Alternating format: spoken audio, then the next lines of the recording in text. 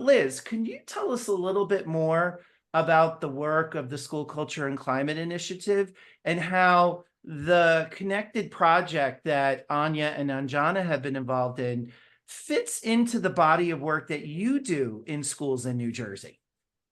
Sure, absolutely. And thank you, everyone. This has been a fascinating conversation so far, and I'm so happy and pleased to be here with all of you.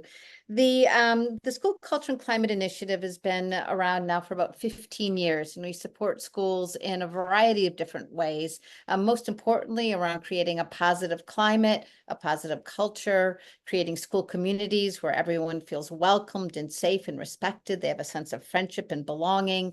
And very importantly, that they have really strong social and emotional skills, which I think we've been hearing a lot about in the last, sort of 45 minutes or so. And so we work with schools in different ways, but one of the core focus areas is on student voice and staff voice.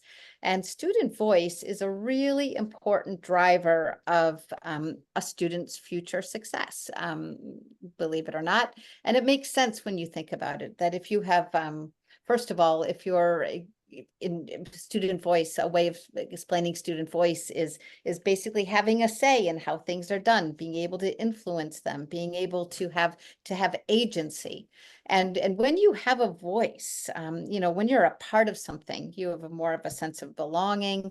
And also you get to practice all these great skills. I mean, both Anya and Anjana today, we've just been hearing so much about how organized they had to be, how they had to practice communication skills, how they had to time management. They had to demonstrate it. They had to get uncomfortable and have that resilience of being uncomfortable and then, kind of getting there and thriving.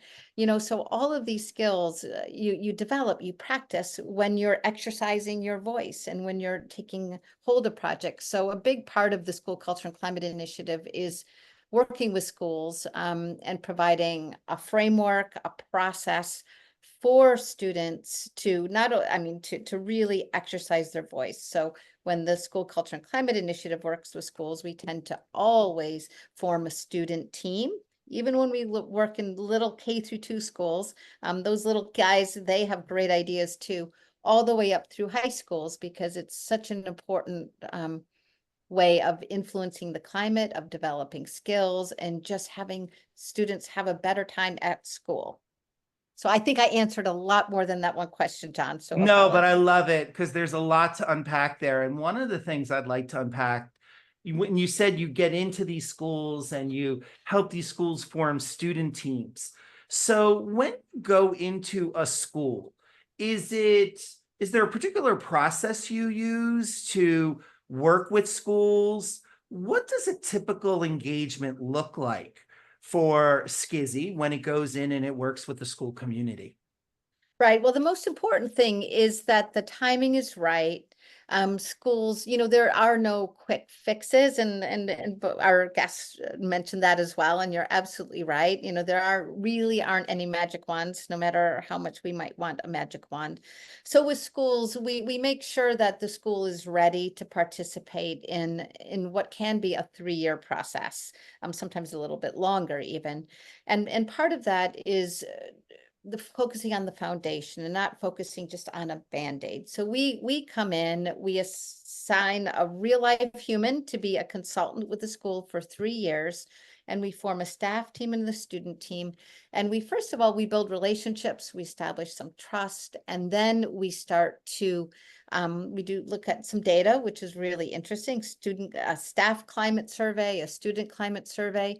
And throughout this 3-year process, the teams identify strengths and opportunities through the data and through conversations, as well as doing really important things of the school stepping back and thinking, well, what kind of a school do we want to be?